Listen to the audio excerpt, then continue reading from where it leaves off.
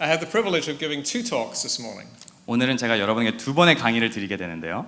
The second one will be much more practical, focused on ministry. 두 번째 강의는 보다 실질적인 사역 현장에 대한 이야기를 드리고자 합니다. The first one is more theological. 그리고 첫 번째 강의는 보다 신학적인 내용이 많습니다. I want to look at where we find the church in the Old Testament. 먼저 우리가 교회를 구약에서 어떻게 발견하는지를 말씀드리고 싶어요. How the church is connected to Israel. 그리고 우리 교회가 어떻게 이스라엘과 연결이 되어 있는지, And how both the church and Israel are connected to Christ. 그리고 교회와 이스라엘이 어떻게 예수 그리스도와 연결이 되어 있는지. That's a lot to cover in an hour. 네, 1시간 안에 다루기에는 너무나 많은 내용이겠죠. We'll do our best not to leave anybody behind. 하지만 최선을 다하고 낙오자가 없도록 노력을 하겠습니다. But you do have an expanded version in your handout, so don't panic if you miss a line or two here or there. 그래도 혹시라도 이 강의 중에 흐름을 놓치시더라도 우리 책자에 이 내용이 다 있으시기 때문에 긴장을 안 하셔도 됩니다. Whenever we're talking about what God is doing in the world, we need to start at the beginning. 하나님께서 이 세상에서 무슨 일을 하고 계시는지를 말하기 이전에 우리는 항상 태초부터 시작을 해야 합니다. And the beginning, of course, is the creation of all things in Genesis 1. 그리고 물론 태초는 창세기 1장 1절에 창조로부터 시작이 되죠. God created Adam and Eve to be a worshiping community. 하나님께서는 아담과 하와를 예배하는 공동체로 부르셨습니다. He would be their God and they would be His people. 하나님께서는 그들의 하나님이 되시고 그들은 하나님의 백성이 되는 것이죠. That's one reason why God needed to create Eve, 그렇기 때문에 하나님께서 하와를 창조하신 겁니다. as a helper corresponding to Adam. 아담의 보필이 되는 것, 배필이 되는 것이죠. What was she to help him with? 그러면 하와는 아담에게 무슨 도움을 줘야 했을까요? He didn't have any clothes to iron and wash, 아담에게는 다림질이 필요한 와이셔츠가 없었을 겁니다. but he needed somebody with whom to worship. 하지만 그에게는 하나님을 예배할 동역자가 필요했습니다. It's in the context of that first sanctuary, the Garden of Eden, that man's aloneness became evidence. 그리고 이 첫 성소 에덴 동산에서 사람의 고독함이 나타나게 됩니다. God brought all the animals for Adam to name them. 하나님께서는 모든 짐승들을 아담에게 이름을 지어주라고 하시면서 보내셨습니다. And all of the animals had their companion, but Adam had none. 그리고 모든 짐승들은 자기의 짝이 있었는데 아담에게만 짝이 없었습니다. And Adam could not worship God with these animals. 그리고 아담은 이 동물들과 함께 하나님을 예배할 수는 없었어요. He needed human being to join him in worshiping God. 그는 그와 함께 하나님을 예배할 수 있는 사람이 필요했습니다. You can't fully appreciate a beautiful sunset by yourself. 아름다운 노을을 우리가 혼자 즐길 수는 있지만 온전하게 그것을 감상할 수는 없습니다. You need someone to share it with. 누군가와 함께 그 노을을 나눠야만 합니다. And glorifying and enjoying God needs someone for us to share it with. 동일하게 하나님을 영화롭게 하고 하나님과의 관계를 즐기는 것 또한 누군가와 함께 나눠야 하는 것입니다. And so God created that original worshiping community of Adam and Eve. 그렇기 때문에 하나님께서 처음으로 예배하는 공동체를 창조하실 때는 아담과 하와를 창조하셨습니다. But the fall brought problems into their relationship. 하지만 타락을 통해서 그들의 관계는 깨어지게 됩니다. Cain murdered his brother. 카인이 자기의 형제를 살인하게 되죠. And that was the consequence of a worship service. 그리고 이 살인은 예배에 대한 직접적인 결과였습니다. Humanity was moving away from God. 인류는 점점 하나님으로부터 멀어지고 있었죠. And the line of Cain ends up with this counterfeit worshiping community in Babel. 그리고 가인의 계보를 보면 가짜 예배를 드리는 바벨의 사건으로 모든 것이 나타나게 됩니다. But there is another line, the descendants of Seth. 하지만 셋의 후손들이 예배자로 등장하게 됩니다. That line stays faithful to the Lord. 그리고 그의 후손들은 예배에 성실하고 충실하게 임합니다. And their line leads you to Abraham. 그리고 그들의 후손을 보니 아브라함이 나타납니다. God promised to make Abraham a great nation. 그리고 하나님은 아브라함을 큰 민족으로 만드시겠다고 약속하십니다. He promised to bless all nations through him. 그리고 모든 백성들을 그를 통해서 복되게 하시겠다고 하십니다. Now the line of Seth is not the line that builds cities. 그리고 이 셋의 후손들은 도시를 만드는 후손들이 아닙니다. It's not the line that has technology and culture. 그들은 문명과 문화를 개발하는 그런 사람들이 아닙니다. Those things come from the line of Cain. 그런 사람들은 가인의 후손들에 있습니다. But these people call upon the name of the Lord. 하지만 이 후손들은 여호와의 이름을 부르는 자들입니다. And the Lord is not ashamed to be called their God. 그리고 하나님께서는 그들의 하나님이라는 것을 부끄러워하시지 않습니다. God promised Abraham's grandson Jacob that he would make his 12 sons into a nation. 아브라함의 손자 야곱에게도 12지파를 약속하십니다. That nation would be called by Jacob's new name of Israel. 그리고 그 12아들들은 야곱의 새로운 이름 이스라엘이라는 칭을 받게 됩니다. God had promised his people a land. 하나님은 백성들에게 땅을 약속하셨죠. And without a nation, that land could never be possessed. 그리고 백성 없이는 그 땅을 정복할 수가 없습니다. But without the land, the people would never be secure. 하지만 그 땅 없이 백성은 또한 안정을 누리지 못하게 됩니다. But what kind of people would these be? 그러나 이 백성이 도대체 어떤 백성이냐? God determined what kind of people they would be. 그것은 하나님께서 정하셨죠. 3 times he told Jacob that his descendants would be an assembly of peoples. 하나님께서는 3번이나 이 백성은 모이는 자들 또는 번성하게 되는 백성이라고 말씀하십니다. The Hebrew word here is kahal, 히브리어로 이 단어는 카할이라는 단어인데요. which means an assembly. 모임, 또는 집회라는 뜻입니다. The Greek Old Testament translates that most places in the Old Testament by ecclesia.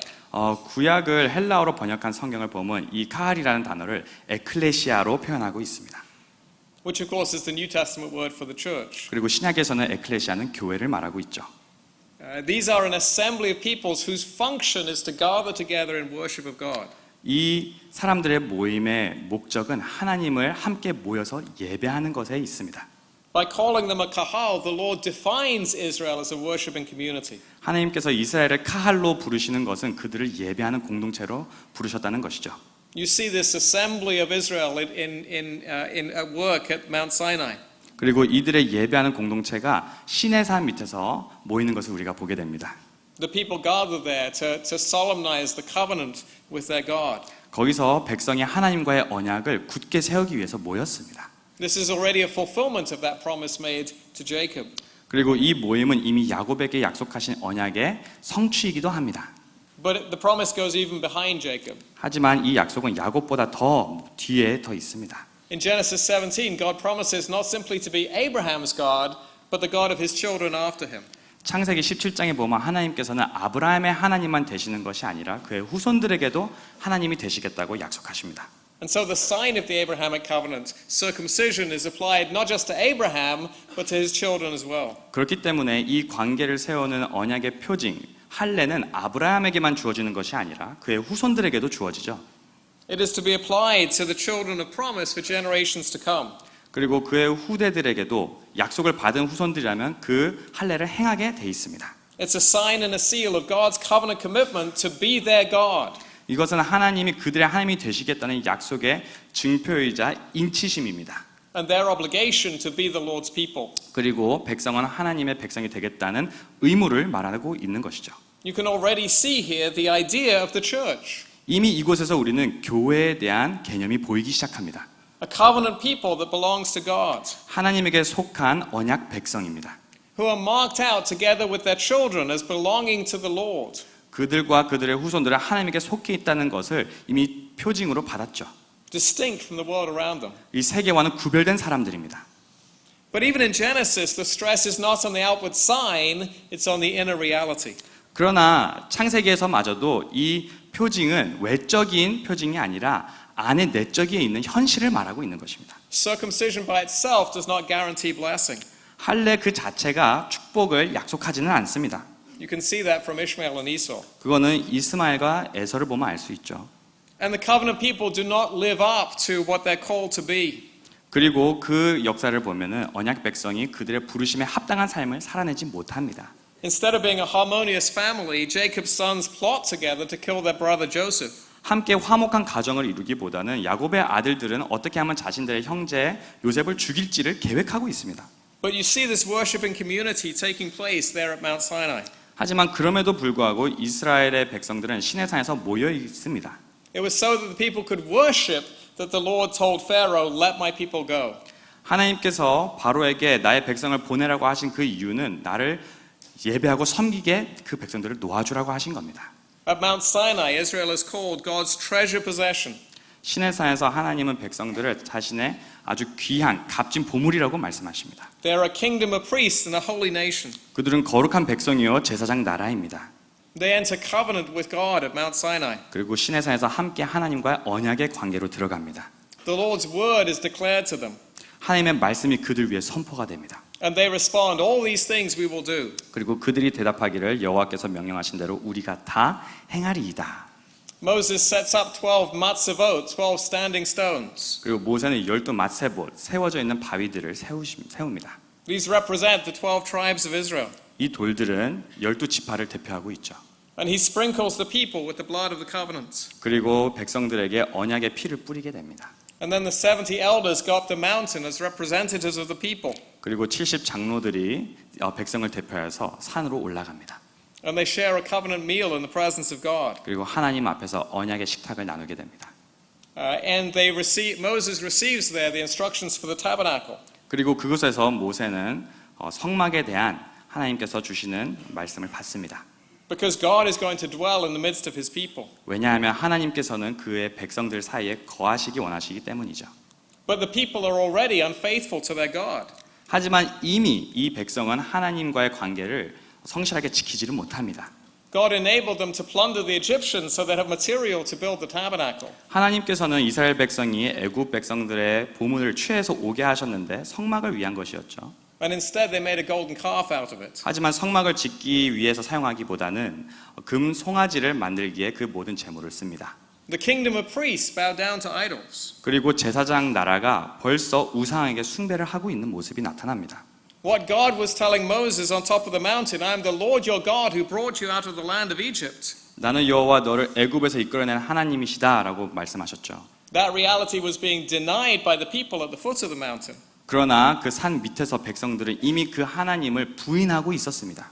They said first that Moses is the one who brought them out of Egypt. 그들이 먼저 말하기를 모세가 우리를 이끌어냈다고 합니다. And then they said the golden calf had brought them out of Egypt. 이어서는 이 황금 송아지가 우리를 이끌어냈다고 말합니다. But all of these events at Mount Sinai show Israel as a worshiping community. 어찌 됐든 시내산의 사건은 이스라엘이 예배를 해야 하는 공동체라는 것을 나타내고 있습니다. The issue is not whether they will worship, it is whom they will worship. 문제는 그들이 예배를 할 것이느냐가 아니라 누구를 예배할 것이느냐입니다. Will they be faithful to their covenant obligation to the Lord? 그들은 하나님과의 맺은 언약의 의무에 충실할 것이냐, Or will they be unfaithful and go after idols? 아니면 불신하고 우상들을 섬길 것이냐입니다. Well, Israel could not remain at Mount Sinai forever. 하지만 이스라엘 공동체는 시내산에서 영원히 거할 수는 없었습니다. But they would recreate the experience of Sinai in the worship of their community. 하지만 그들은 이 예배의 경험을 계속해서 그들의 공동체 안에서 재현해 나갈 것입니다.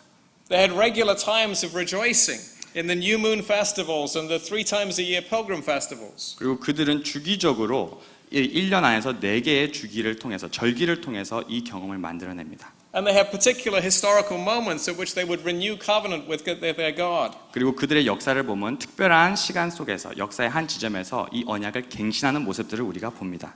In these ways, the impact of Sinai was to live on in the memories of the people. 그래서 이러한 방법들로 시내산의 사건은 이들의 기억력 속에서 계속해서 살아남게 됩니다. They were to remember that their God was the God of Abraham, Isaac, and Jacob. 그들은 우리의 하나님이 아브라함과 이삭과 야곱의 하나님이라는 것을 기억했습니다. The God who had been faithful to his people in the past. 하나님께서 과거 속에서 우리에게 성실하셨구나. And the God who had promised to be faithful to his people in the future. 그리고 앞으로 미래에서도 우리에게 신실하신 하나님이시구나라는 것을 기억해야만 했습니다. But even in the Old Testament, membership in the covenant community was not limited to those physically descended from Abraham. 하지만 구약에서도 이 언약의 공동체는 아브라함의 후손들에게만 주어지는 것이 아니었습니다. Outsiders could be circumcised and come into the covenant community. 외부인들 또한 할례를 받고 이 공동체에 들어올 수가 있었습니다. In fact, those who came out of Egypt included many who were not physically descended from Abraham. 사실 출애굽할 그 당시에도 아브라함의 직접적인 혈통적인 후손이 아닌 사람들도 함께 많이 나왔습니다. And that was a foreshadowing of God's purpose for his people. 그리고 이것은 하나님이 세우신 하나님의 백성을 향한 계획에 대한 예고가 됩니다. You see this most clearly in the prophets. 이것은 선지서들을 보면 우리가 명확하게 볼 수가 있는데요. There is this vision of this end-time assembly of people from all nations coming to Mount Zion. 이 종말에 하나님의 백성들이 시온산에 모이는 그 환상이 나타납니다. The place of the festival has moved from Sinai to Zion. 그래서 이제는 시내산에서 모이는 것이 아니라 시내산에서 모이는 것이 시온산에서 모이게 되는 것이죠. Because God has set his name there in the temple. 왜냐하면 하나님께서 그곳에 성전에 하나님의 이름을 두셨기 때문입니다. But this vision of God's people assembled to worship their God remains the same. 하지만 장소는 변했지만 이 하나님의 백성이 모여서 예배하는 것, 이것은 여전히 남아 있습니다. This is an idea picked up by the writer to Hebrews. 그리고 히브리서의 저자도 이 이미지를 잘 갖고 있습니다. He says this eschatological mountain assembly has now arrived here on earth. 그리고 이 종말론적인 산에 모이는 이 모집이 이제는 땅에 오게 되는 것입니다. It's the same festival of which Isaiah spoke. 이사야도 이 축제를 말하고 있죠. But the location has once again changed. 하지만 또 한 번 이 축제의 장소가 바뀝니다. It's no longer tied to the earthly Jerusalem. 더 이상 이 땅에 존재하는 예루살렘에 종속되어 있지 않습니다. As Jesus explains to the woman of Samaria. 사마리아 여인에게 예수님께서 설명하시듯이 She asked him, should we worship on this mountain, Mount Gerizim, or in Jerusalem? 여인이 물어봤습니다. 우리가 그리심산에서 예배를 드려야 합니까? 아니면 예루살렘에서 예배를 드려야 합니까? In the Old Testament, that's an easy question to answer. 구약에서는 이 질문을 너무나도 쉽고 빠르게 대답해 줄 수 있습니다. The answer is, of course, Jerusalem. 당연히 예루살렘이겠죠. But that's not what Jesus says to her. 하지만 예수님의 대답은 다릅니다. He says, with the coming of Messiah, the time has come for a new era in God's purposes. 이 메시아가 옴으로써 하나님은 새로운 시대를 도래하고 있다고 말하고 있습니다. Now location of that worship service has shifted to the heavenly Jerusalem. 이제는 이 예배는 더 이상 이 땅에 종속된 것이 아니라 하늘의 예루살렘으로 옮겨졌다고 하십니다. Which is present on earth whenever two or three of God's people gather together to worship Him in spirit and in truth. 이 하늘의 예루살렘은 이 땅 속에서 두세 사람이 모여서 영과 진리로 하나님을 예배할 때 임한다는 것이죠. So outsiders could enter God's people even in the Old Testament. 그러므로 구약에서도 외부인들이 이 예배 공동체에 들어올 수 있었다는 것을 우리는 확인하게 되었습니다. But there were limits. 그럼에도 불구하고 여전히 제한이 있었습니다. Eunuchs could not come into the assembly. 고자들은 이 공동체에 들어올 수가 없었습니다. Nor somebody born of an incestuous relationship. 또한 불결한 관계 속에서 태어난 사람 또한 들어올 수가 없었습니다. Nor the descendant of an Ammonite or a Moabite. 그리고 암몬 자손이나 모압 자손도 들어올 수가 없었습니다. These restrictions provided a visual picture of the necessity of wholeness and purity amongst God's people. 이 제한들은 하나님의 백성의 공동체가 온전하고 거룩해야 한다는 것을 보여주고 있습니다. Now the restriction on the Moabites is particularly interesting. 이 모압 자손들이 들어올 수 없다는 것은 사실 우리에게 너무나 큰 흥미를 줍니다. Because of course David is descended from a Moabite. 왜냐하면 다윗 왕 자신도 모압의 후손이기 때문이죠. You remember of course the story of Ruth. 룻의 이야기를 알고 계실 겁니다. It may be that Ruth and others like her were regarded as a special case. 어쩌면 룻과 그녀와 같은 이방인들은 특별 대우를 받았을지도 모르겠어요. She had renounced her identity and her nationality and joined herself to Israel and Israel's God. 그녀는 이방인으로서 자신의 민족과 나라와 정체성을 포기하고 이스라엘에서 예배하는 자로서의 정체성을 찾게 됩니다.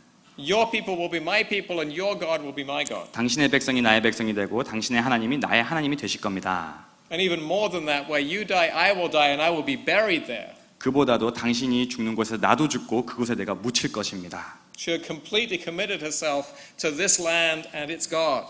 룻은 자신의 삶을 온전히 이 이스라엘 백성의 땅과 하나님에게 헌신하게 되는 겁니다. But you see this tension between the exclusion of foreigners who bring in impurity and the inclusion of foreigners out of a gospel purpose later on in the Old Testament. 그러나 구약 속에서 이 이방인들이 들어오지 못하게 하는 것과 이방인들을 포함하는 하나님 백성 속에서의 긴장감은 계속해서 나타납니다. Isaiah looks forward to a time when the walls will be broken down and outsiders will be brought in. 이사야는 그 하나님의 도시의 벽이 무너지고 외부인들이 들어오게 된다는 것을 예언하고 있습니다. The foreigner who has bound himself to the Lord and the eunuch will have a place in the Lord's temple. 그리고 외부인과 고자조차도 하나님의 성전 안에 자리가 있을 거라고 말하고 있습니다. You see that in Isaiah 56. 이거는 이사야서 56장에서 우리가 볼 수 있는 내용입니다. But Ezekiel seems to have a different attitude. 그러나 에스겔서를 보면 또 다른 반면이 나타납니다. In his vision of the new temple, he accuses the Israelites of having brought foreigners into the temple in the past. 에스겔서에서는 과거 속에 이스라엘 백성이 하나님의 거룩한 성전에 외부인들을 들였다라는 것을 고발하고 있습니다. And he says there will be no more of that. 그리고 더 이상 그런 일은 벌어나지 않을 것이라고 말하고 있습니다. At first sight, it looks as if Ezekiel has hung a no entry sign on the doorway of Isaiah's house for all nations. 이것은 마치 에스겔이 이사야서에서 말하는 만민들을 위한 집에 외부인 출입 금지 사인을 걸어놓은 것과도 같습니다. But we need to pay careful attention to what each of the prophets says. 하지만 각 선지자가 무엇을 초점으로 말하고 있는지를 우리는 주의해야 됩니다. Isaiah is speaking specifically about outsiders who have joined themselves to the Lord. 이사야는 외부인들이지만 그들이 여호와와 연합한 이방인들이라는 것을 언급하고 있습니다. Ezekiel's concern is with foreigners who are uncircumcised. 에스겔서에서 이방인들은 할례를 받지 않은 이방인들을 말하고 있는 것이죠. The doorway into the community of faith was always open to those who came and bowed down to Israel's God. 하나님을 예배하는 공동체는 항상 자신들이 하나님을 섬기겠다고 다짐하는 백성에게는 열려 있었습니다. But the doorway was to be barred against those who sought an access merely of convenience. 하지만 자신의 이익을 위해서 들어오고자 하는 이방인들에게는 항상 문이 닫혀 있었습니다. Whether that was in terms of intermarriage or professional employment. 그것이 결혼적인 이익이라든지 직업적인 이익을 위했던 거라면 말이죠. There can be no dual citizenship in the kingdom of God. 하늘나라의 시민권은 이중 시민권이 있을 수가 없습니다. And of course that distinction applies to insiders to the covenant community as well as outsiders. 그리고 이러한 엄격한 기준은 공동체 내부자들에게도 동일하게 잣대가 세워집니다. Not everyone who is physically descended from Jacob was really part of Israel. 혈통적인 야곱의 후손이라고 해서 하나님을 예배하는 공동체의 일원은 아니었습니다. Insiders could be cut off from the community. 내부인들 또한 이 공동체에서 끊어질 수가 있었습니다. And that could be caused by ceremonial uncleanness, whether leading to a temporary or a permanent exclusion. 이것은 예식적인 불결함을 통해서 끊어짐이 일어났고 때로는 임시적으로 혹은 영속적으로 이 끊어짐이 일어났습니다. Or it could be caused by some moral uncleanness, which would lead to excommunication or even execution. 때로는 이 도덕적인 부패를 통해서 이 끊어짐 혹은 사형까지도 있었습니다. You see, there's a concern to maintain the holiness of the covenant community. 여기서 중요한 것은 이 예배하는 공동체의 거룩성을 지키기 위했다는 것입니다. Israel is not just to be a nation, she is to be a holy nation. 이스라엘은 단순히 민족이 아니라 거룩한 백성이 되어야만 했습니다. She is to have sacred assemblies. 그에게는 신적인 거룩한 모임이 있어야만 했습니다. The prophets challenged the people to put aside their false gods and worship the Lord. 그리고 이들에게 도전장이 날아올 때는 항상 우상들을 배척하고 하나님만 섬기라는 도전이 있습니다. But of course the prophets also unfold for us the rest of Israel's history. 그리고 나머지 선지서들은 이스라엘의 그 남은 역사들을 우리에게 이야기해 줍니다. In spite of God's faithfulness to them, they were corrupt and rebellious children. 하나님이 백성에게 신실하셨지만 하나님의 자손들은 하나님의 백성은 하나님을 향해 신실하지 못했습니다. Hosea describes Israel as an adulterous and unfaithful wife. 호세아는 이스라엘을 음란한 여인, 신실하지 못한 아내로 나타내고 있습니다. And that was true of both northern and southern kingdoms. 그리고 이 음란한 여인의 이 상징은 북이스라엘과 남유다를 대표하는 동일한 이미지입니다. Israel and Judah were two perverse sisters from the same family. 마치 북이스라엘과 남유다는 음란한 두 자매와도 같습니다. Each of them would face destruction and exile. 둘 다 멸망하고 이방 나라에 종속되게 되었습니다. The Lord could not dwell in the midst of an unholy people. 왜냐하면 하나님께서는 거룩하지 않은 백성 중에 거하실 수가 없기 때문이죠. And so the prophet Ezekiel shows him abandoning his chosen dwelling place in Jerusalem. 그래서 에스겔서를 보면 하나님께서는 이미 하나님께서 지정하신 그 장소를 떠나시는 환상이 나타납니다. Which left the city exposed at the mercy of their Babylonian enemies. 그리고 하나님이 안 계신 그 도시는 이제는 이방인들의 손에 넘겨지게 되죠. But the destruction of Israel in the exile could not be the end of the story. 하지만 이 이스라엘 도시의 이 예루살렘의 멸망과 포로기가 이스라엘 역사의 마지막일 수는 없었습니다. The Lord had attached his name to Israel. 왜냐하면 하나님께서는 그의 거룩한 이름을 이스라엘에게 부착시키셨기 때문입니다. So for the sake of his name, the nation would have to be restored. 그래서 하나님의 이름을 지키기 위해서라도 그 백성은 회복되어야만 했습니다. Otherwise the Lord's name would be profaned among the nations. 그렇지 않는다면 하나님의 이름이 만민 중에 우습게 여김을 받기 때문이죠. The promises made to Abraham and at Mount Sinai had to be fulfilled. 하나님께서 이스라엘에게 시내산에서 주신 그 약속이 반드시 성취되어야만 했습니다. And so the Lord made a promise that the two nations of Israel and Judah would be restored by him. 그래서 하나님께서는 그로 말미암아 북이스라엘과 남유다가 회복되리라 약속하십니다. They would become a single reunited body made up of all of the clans of Israel. 그들은 다시 한번 하나의 민족으로 12지파가 다 포함되어 있는 민족으로 회복되리라 약속하십니다. United again under a single king. 다시 한번 하나의 왕 아래 이루어진 백성이죠. But God's most important promise was of a spiritual transformation of Israel into a new people. 하지만 그 어떠한 약속보다 이스라엘이 영적으로 새롭게 변화되는 백성이 된다는 약속이 매우 중요합니다. Their old unresponsive hearts of stone would be changed into responsive hearts of flesh. 이전에 하나님에게 반응하지 않던 돌과 같은 마음들이 이제는 고기와 같은 부드러운 마음이 되리라고 약속하십니다. There is a promise of a new covenant 새로운 언약의 약속이 있습니다. in which there will be a new outpouring of God's Spirit. 그리고 그 새로운 언약 속에서는 하나님의 영이 폭포처럼 흘러넘친다고 하십니다. We see this reflected in the teaching of Isaiah. 그리고 이것은 이사야서를 통해서 우리가 발견하는데요. Isaiah speaks of the coming of the Lord's servant, 하나님의 종이 온다는 것을 이사야서에서 우리가 보게 됩니다. a light to the Gentiles who will bring healing to all nations. 이방인들에게는 빛이요 만민들에게 회복을 가져다 주는 분입니다. This servant will fulfill Israel's calling. 그리고 이 종은 이스라엘에 주신 부르심을 완성하겠다고 하십니다. This is who Israel was supposed to be. 이 종 속에서 이스라엘의 본래 모습이 어떠해야 했는지의 모습이 나타나게 됩니다. But Israel failed to live up to their calling. 하지만 이스라엘은 이러한 부르심에 합당한 삶을 살아내지 못했죠. That's why in Isaiah he goes back and forth between the two names of Jacob and Israel. 그렇기 때문에 이사야서에서는 야곱이라는 이름과 이스라엘이라는 이름이 계속 평행하고 있습니다. You know, when Abram becomes Abraham, he is always Abraham after that. 아브라함이 아브라함으로 된 이후에는 아브라함이라고 호칭을 받지 않고 계속적으로 아브라함이라는 이름을 사용하게 되는데요.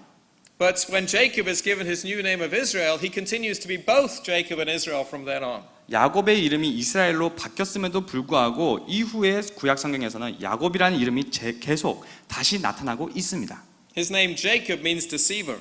그의 이름 야곱은 속이는 자라는 뜻입니다. It describes his old nature. 그의 과거와 과거의 모습을 나타내고 있는 이름이죠. Whereas Israel represents his new calling. 하지만 이스라엘이라는 이름은 그의 새로운 부르심을 나타내는 이름입니다.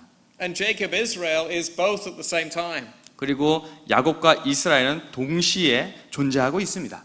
Well, so too Isaiah declared after the exile Israel will be renewed by God. 그래서 이사야는 이 포로 시기 이후에 하나님께서 이스라엘 백성을 새롭게 하시리라는 말씀을 전하고 있습니다. But they would also still remain Jacob.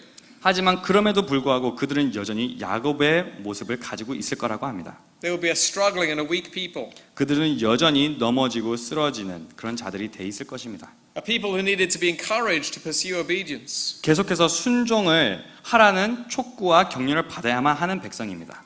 In other words, the new Israel that we see depicted in Isaiah 40 through 48 is not yet the new Israel that can fulfill the terms of the Sinai covenant. 쉽게 말해서 이사야서 40장부터 48장의 내용은 이스라엘이 아직 그 합당한 부르심의 삶을 완성적으로 살아내는 백성이 아직은 아니라는 것입니다.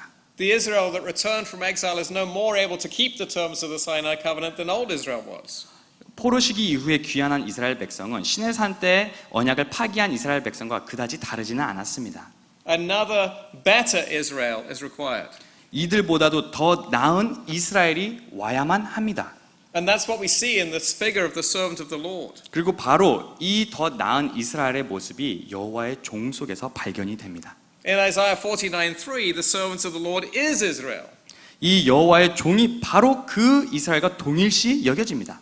But two verses later, he has a ministry to Israel. 하지만 두 절을 더 지나서 보면은 바로 이 여호와의 종의 사역은 이스라엘을 대상으로 하기도 합니다. This servant has a calling like that of Isaiah himself in Isaiah 6. 이사야서 6장에서 나타나는 이사야의 사명과 같은 사명을 여호와의 종이 지니고 있습니다. You remember Isaiah's vision of the Lord high and lifted up in the temple. 이사야가 하나님의 환상을 봤던 것을 여러분 다 아실 겁니다. 하나님께서 지극히 높은 자리에 계셨다는 그 환상을 말이죠. Where he repents of his sins. 그가 거기서 그의 죄악을 회개합니다. And he is cleansed by a touch from the heavenly coals. 그리고 하늘의 그 불덩이, 그 숯불로 그는 정결하게 씻음을 받습니다. Well, the prophet's cleansing provides a paradigm for Israel to follow. 이 이사야가 겪었던 회개와 정결케 되는 이 이식이 이스라엘에게도 필요했던 것입니다. And in the rest of Isaiah's prophecy, in Isaiah 49 to 66, the servant takes Israel's place. 그리고 이사야서 49장부터 66장의 말씀은 바로 여호와의 종께서 이 이스라엘의 자리를 대신 가시는 모습을 우리가 보게 됩니다. He does what Israel is unable to do for itself. 이스라엘이 스스로 이룰 수 없었던 그것을 여호와의 종이 이룹니다. He brings light and justice to Israel as well as to the Gentiles. 그는 이스라엘과 이방 모두에게 빛과 공의를 가지고 옵니다. The historical Israel repeatedly rebelled against the God and suffered for its own disobedience. 과거적인 이스라엘은 계속적으로 하나님에게 불순종함으로 고통과 저주를 받았다면 But the servant of the Lord in Isaiah is obedient and suffers in silence for Israel's sins. 여호와의 종은 하나님의 말씀에 순종하며 이스라엘의 죄 때문에 고난을 당하게 됩니다. He looks forward with hope to the day of his final vindication. 그리고 그는 그가 하나님 앞에서 의롭다 하는 칭함을 바라보고 고대하고 있습니다. So who is this servant of whom Isaiah spoke? 그렇다면 이사야가 말하고 있는 이 종은 도대체 누구일까요? You may remember the Ethiopian eunuch asked that question in Acts 8. 여러분 사도행전 8장에 나왔던 에디오파의 한 사람을 기억하실 겁니다. And the answer of course is Jesus Christ. 그것은 바로 예수 그리스도입니다. This suffering servant Israel takes flesh in the New Testament. 이 여호와의 종, 고난받는 이 종은 신약에서 성육신 되는 것을 우리가 봅니다. From the moment of his birth, Jesus begins to reenact Israel's story. 예수님이 태어나시는 그 직후부터 이스라엘의 역사를 예수님의 삶 속에서 반복하고 계십니다.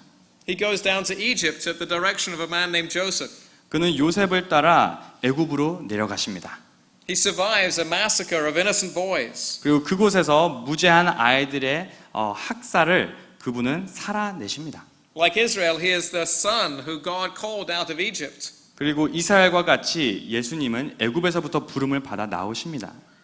And just as Israel passed through the Red Sea, Jesus passes through the waters of baptism. 그리고 이스라엘이 홍해를 건넜던 것과 같이 예수 그리스도께서도 물 세례를 받으십니다. Israel goes out of the wilderness for 40 years and Jesus goes into the wilderness for 40 days and 40 nights. 이스라엘이 광야에서 40년을 헤맸던 것처럼 예수 그리스도께서는 40일 동안 광야 생활을 하십니다. And there Jesus faces the same three temptations that Israel faced in the wilderness. 그리고 광야에서 이스라엘이 받았던 그 세 가지 시험들을 예수님은 광야에서 감당하십니다. But he resists each temptation. 그러나 예수님은 세 개의 시험을 모두 다 이겨내십니다. He trusts God and he quotes scripture. 그는 온전히 하나님만을 신뢰하며 말씀으로 대답하십니다. Instead of grumbling and rebelling against the Lord as Israel had done. 이스라엘은 그러한 시험들 속에서 하나님에게 불만을 토해내고 자기 자신의 힘을 의지하려고 했습니다. When Jesus began his public ministry, he read aloud Isaiah 61. 그리고 예수님께서는 공생애를 시작하실 때 이사야서 61장 말씀을 He said, 읽으시죠. this scripture has been fulfilled in your presence. 오늘 여러분 사이에서 이 말씀이 성취되었다라고 말씀하십니다. He himself was the servant of the Lord upon whom God's Spirit rested. 예수님 그분 당신께서 바로 하나님의 영이 내려오신 사람이었다는 거죠. The one who had come to set his people free. 하나님의 백성을 자유케 하시려고 오신 그분이 예수님입니다. The one who had come to bring light to the Gentiles. 이방인들에게 빛을 가지고 오신 바로 그분. And his glory was revealed on the Mount of Transfiguration. 그리고 그의 영광은 변화산에서 나타납니다. There Jesus met Moses and Elijah.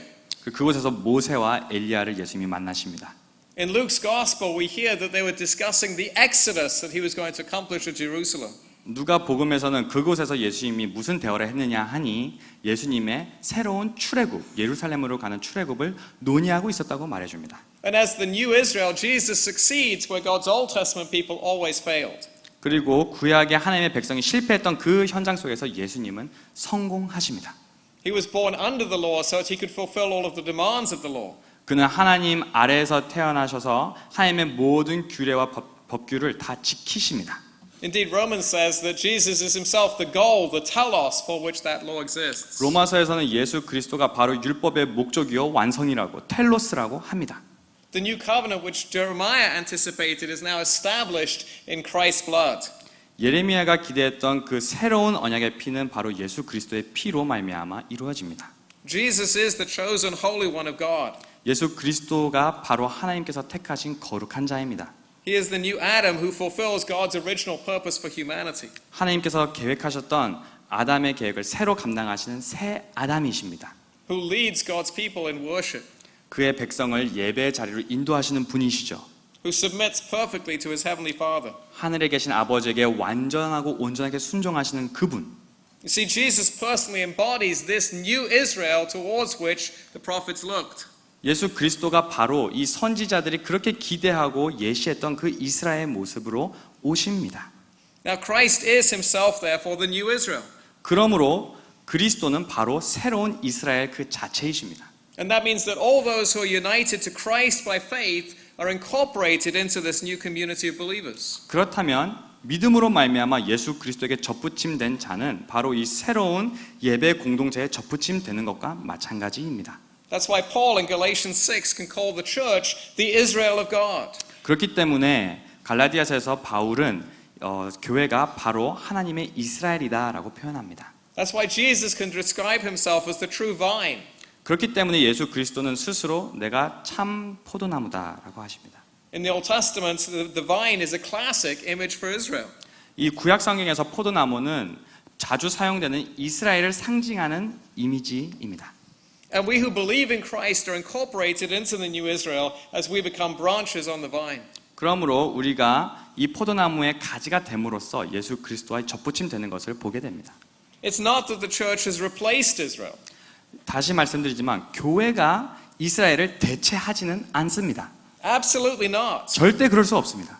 Jesus Christ himself has fulfilled God's purpose for Israel. 오직 예수 그리스도만이 하나님의 계획을 온전히 이루셨습니다.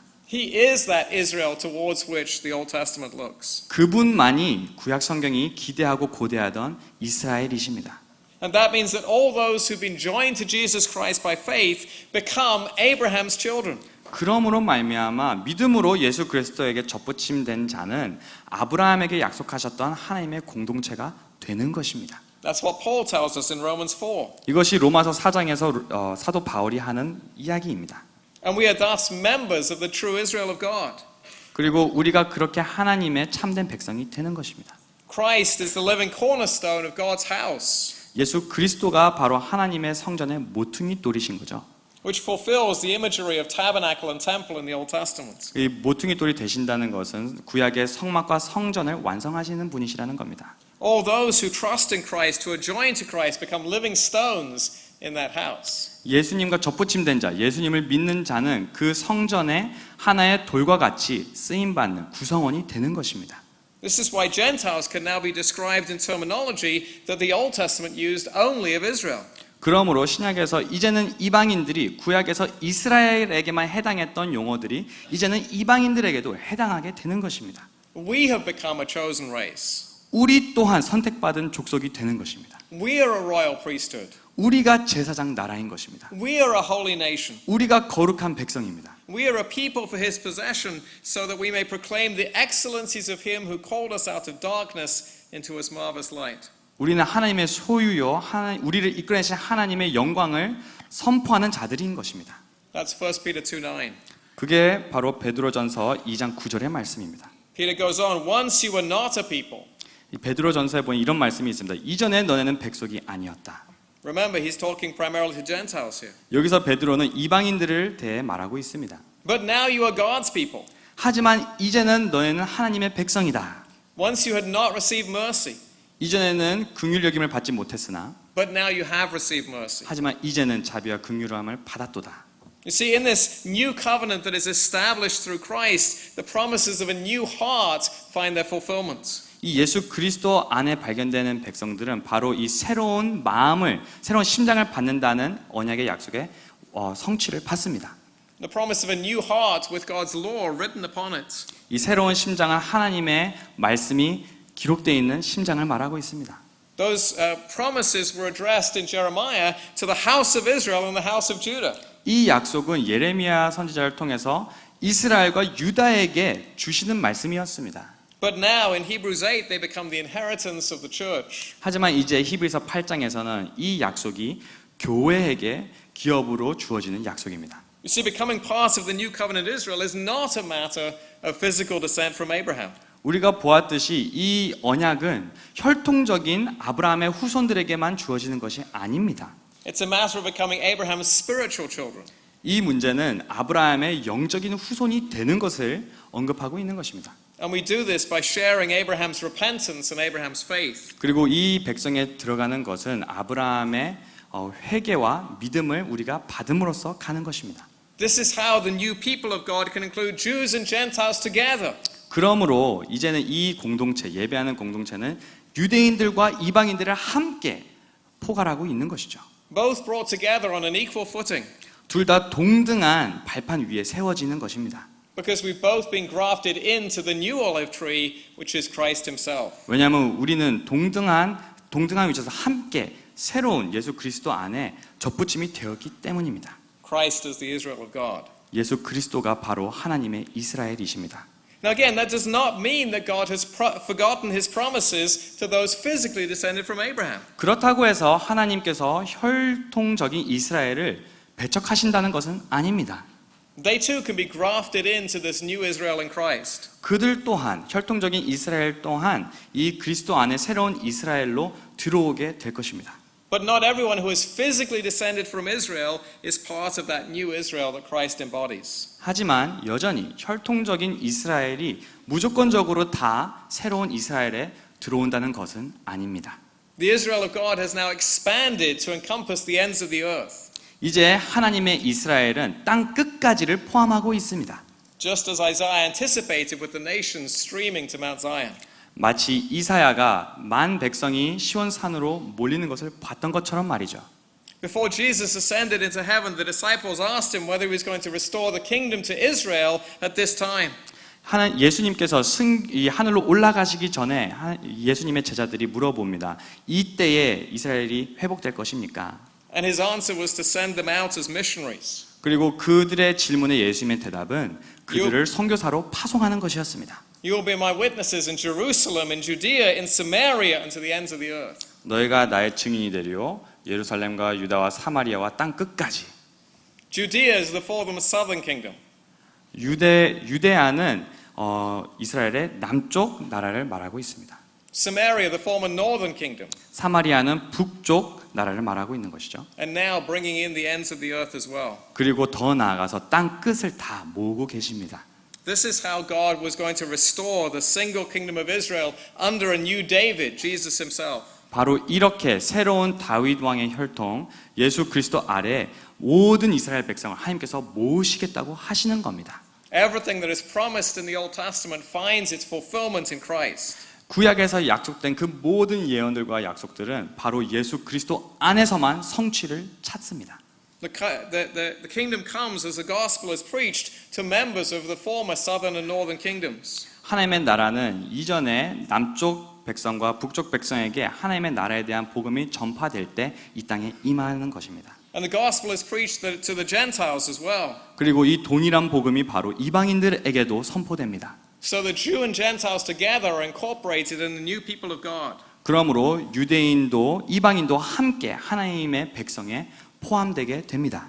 United as one assembling, worshiping community through faith in Christ. 이 갈라져 있던 둘은 이제는 하나님을 예배하는 하나의 공동체로 연합되게 되는 것이죠. In the book of Revelation, John had a sequence of visions. 이 요한 계시록에 보면은 요한이 여러 환상을 보게 됩니다. He first of all heard the full and perfect number of God's people individually being counted. 그는 먼저 하나님의 백성이 한 사람 한 사람 숫자를 매겨지는 것을 그가 듣게 됩니다. He heard them being sealed as belonging to God. 그들이 하나님에게 속한 자라는 인치심을 받는다는 것을 그가 보게 됩니다. And they were described as a people totaling 144,000. 그리고 그들을 세어보니 14만 4천 명이라고 돼 있죠. Made up from the 12 tribes of Israel. 이스라엘의 12지파에 속한 사람들로 말입니다. In Revelation 7, 4-8. 요한계시록 7장 4절부터 8절의 말씀입니다. But when he looked and saw, he saw a different picture. 하지만 그가 그것을 듣고 나서 돌아보니 다른 그림이 그의 앞에 펼쳐집니다. That same group of 144,000 from the 12 tribes of Israel had now become an innumerable crowd from every tribe and nation and language group. 12지파에서 모였다고 하는 14만 4천 명을 실제로 그가 두 눈으로 보니 셀 수 없는 큰 무리, 모든 방언과 백성, 족속에서부터 모인 큰 무리가 됐다고 말합니다. All gathered together and worshiping the Lamb. 함께 어린 양을 경배하고 있는 그 모습을 그가 보게 됩니다. That's Revelation 7, 9 to 12. 요한계시록 7장 9절부터 12절의 말씀입니다. See, these are two distinct visions of the same people of God. 이 요한은 동일한 백성에 대한 두 가지 환상을 보는 것이죠.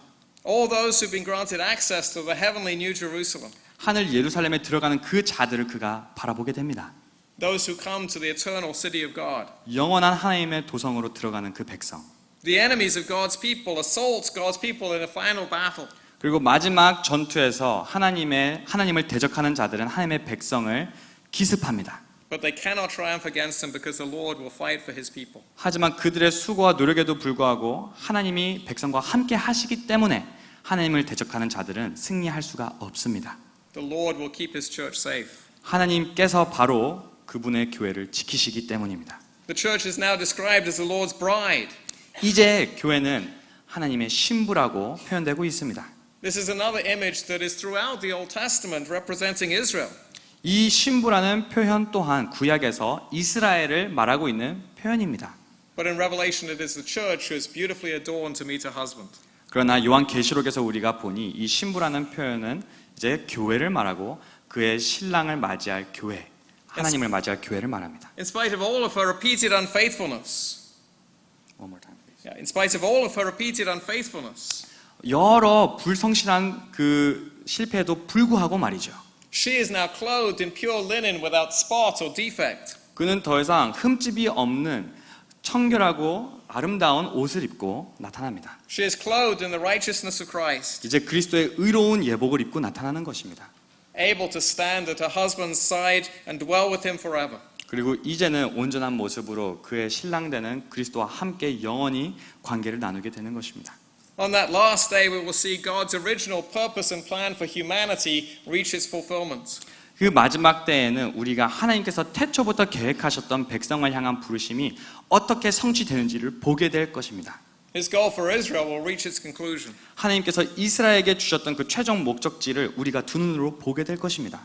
The Lord will have a united, holy, devoted people that belongs to himself. 하나님은 이제 오직 그분에게만 속하신 온전하고 연합된 하나의 백성을 맞이하게 되실 것입니다. The Lord will rejoice with singing over his people. 그리고 하나님께서는 그의 백성을 바라보며 기뻐 노래하실 것입니다. And all of history will be fulfilled in this marriage of Christ and his church. 그리고 인류의 모든 역사는 드디어 교회와 그의 신랑 되는 예수 그리스도의 결혼으로 결말을 맺게 될 것입니다. This was God's purpose for humanity in the beginning. 이것이 바로 하나님께서 태초부터 인류에게 주셨던 목적이었습니다. And it is a purpose he will bring to completion at the end of all things. 그리고 모든 것이 끝나는 그 마지막 때에 이것이 성취되게 하실 겁니다. To his glory and praise forever. 하나님 한 분에게만 영광과 존귀가 있기를 바랍니다.